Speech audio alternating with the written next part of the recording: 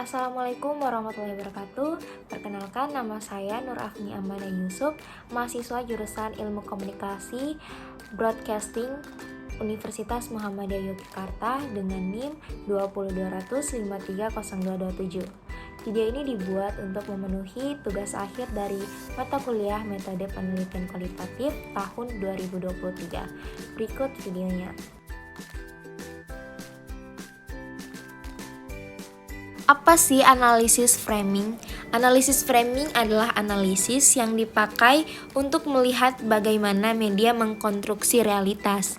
Analisis framing juga dipakai untuk melihat bagaimana peristiwa dipahami dan dibingkai oleh media.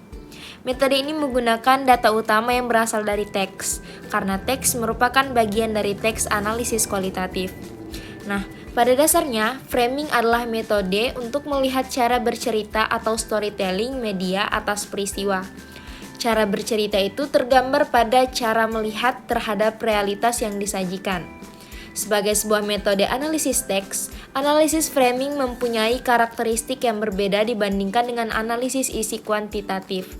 Dalam analisis isi kuantitatif, yang ditekankan adalah isi konten dari suatu pesan atau teks komunikasi. Sementara dalam analisis framing, yang menjadi pusat perhatian adalah pembentukan pesan dari teks framing, terutama melihat bagaimana pesan atau peristiwa dikonstruksi oleh media.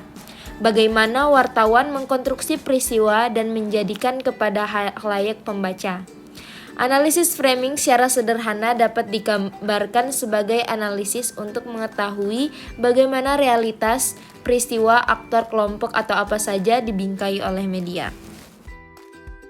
Nah, selanjutnya, realitas sosial yang diangkat menjadi realitas media dipengaruhi oleh beberapa faktor seperti ideologi, kepemilikan media, dan faktor jurnalisme. Konsep dasar dari analisis framing ini adalah paradigma interpretif, komunikasi sebagai produksi makna, teks media, berita media, TV, radio, dan lain-lain. Metode penelitian framing menggunakan paradigma interpretif yang melihat komunikasi sebagai produksi makna. Realitas sosial yang diangkat menjadi realitas media memiliki suatu keyakinan bahwa sebuah media itu didasarkan pada konteks budaya dan kepentingan tertentu. Nah, sebuah berita termasuk dalam paradigma subjektif karena terdapat kepentingan di balik berita yang ditampilkan dalam sebuah media. Media melakukan proses konstruksi dengan cara menyeleksi berita mana yang ingin ditonjolkan. Berikut contoh analisis framing. Ada rencana pembangunan Bukit Algoritma, peristiwa pengoboman gereja di Makassar, peristiwa pemindahan ibu kota negara, dan pelaksanaan pemilu serentak. Kita lanjut pada analisis naratif. Menurut Webster dan Metrova, narasi atau naratif adalah suatu metode penelitian di dalam ilmu-ilmu sosial. Inti dari metode ini adalah kemampuannya untuk memahami identitas dan pandangan dunia seseorang dengan mengacu pada cerita-cerita atau narasi yang didengarkan ataupun tuturkan di dalam aktivitasnya sehari-hari. Penelitian naratif adalah studi tentang cerita. Dalam beberapa hal, cerita dapat muncul sebagai catatan sejarah, sebagai novel fiksi seperti dongeng, sebagai autobiografis, dan genre lainnya. Cerita ditulis melalui proses mendengarkan dari orang lain atau bertemu secara langsung dengan pelaku melalui wawancara. Studi tentang cerita dilakukan sebagai disiplin keilmuan, termasuk sastra kritik, sejarah, filsafat, teori organisasi, dan sosial ilmu pengetahuan. Konsep dasar dari analisis naratif yang pertama, paradigma interpretif, terdapat sebuah peristiwa atau rangkaian peristiwa-peristiwa, fiktif atau non-fiktif. Casey dalam Criswell berpendapat bahwa jenis-jenis penelitian naratif diantaranya yaitu autobiografi, biografi, riwayat hidup, cerita pengalaman pribadi, cerita pribadi, interview, dokumen pribadi, sejarah hidup, etnografi, autenografi, etnopsikologi.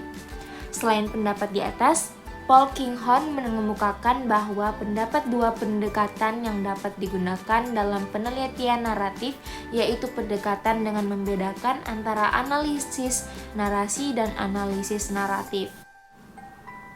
Analisis naratif biasanya digunakan untuk analisis film atau novel. Film atau novel, alur cerita mengalir dari awal sampai akhir. Jika semiotika lebih menganalisis pada tanda-tanda, dalam naratif selain tanda juga dianalisis bagaimana alur cerita. Titik sentral dalam analisis naratif adalah mengetahui bagaimana peristiwa disusun dengan peristiwa lain. Selanjutnya, memahami analisis semiotika. Semiotika merupakan suatu kajian ilmu tentang mengkaji tanda. Dalam kajian semiotika, menganggap bahwa fenomena sosial pada masyarakat dan kebudayaan itu merupakan tanda-tanda. Semiotik itu mempelajari sistem-sistem, aturan-aturan, dan konvensi-konvensi yang memungkinkan tanda-tanda tersebut mempunyai arti. Kajian semiotika berada pada dua paradigma, yakni paradigma konstruktif dan paradigma kritis. Sebagai ilmu tentang tanda, semiotika mempunyai prinsip, sistem, aturan, dan prosedur keilmuan yang khusus dan baku. Akan tetapi, pengertian ilmu dalam semiotika tidak dapat disejajarkan dengan ilmu alam yang menuntut ukuran-ukuran matematis yang pasti untuk menghasilkan sebuah pengetahuan objektif sebagai suatu kebenaran tunggal. Semiotika bukanlah ilmu yang mempunyai sifat kepastian, ketunggalan, dan objektivitas, melainkan dibangun oleh pengetahuan yang lebih terbuka bagi aneka interpretasi. Diketahui bahwa logika interpretasi bukanlah logika matematis yang hanya mengenal kategori benar atau salah. Logika semiotik adalah logika di mana interpretasi tidak diukur berdasarkan salah atau benarnya, melainkan derajat kelogisannya. Dalam kajian ilmu semiotik, ada 9 macam bentuk semiotik. Yang pertama, semiotik analitik. Semiotik analitik merupakan semiotik yang menganalisis sistem tanda. Peirce menyatakan bahwa semiotik berobjekkan tanda dan menganalisisnya sebagai ide, objek, dan makna. Yang kedua, semiotik deskriptif, yang merupakan semiotik yang memperhatikan sistem tanda yang dapat kita alami sekarang, meskipun ada tanda yang sejak dahulu tetap seperti yang disaksikan sekarang. Ketiga, semiotik faunal. Semiotik faunal adalah semiotik yang khusus memperhatikan sistem tanda yang dihasilkan oleh hewan. Misalnya, aungan serigala menandakan adanya serigala di tempat aungan tersebut terdengar. Yang keempat, semiotik kultural.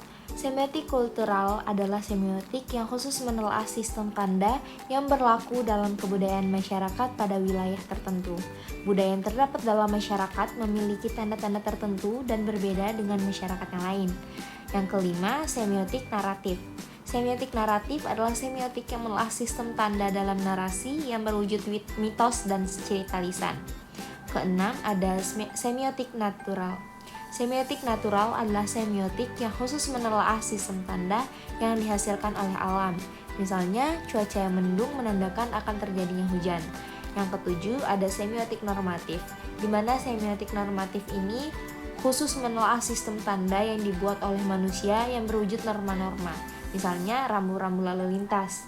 Kemudian kedelapan, ada semiotik sosial.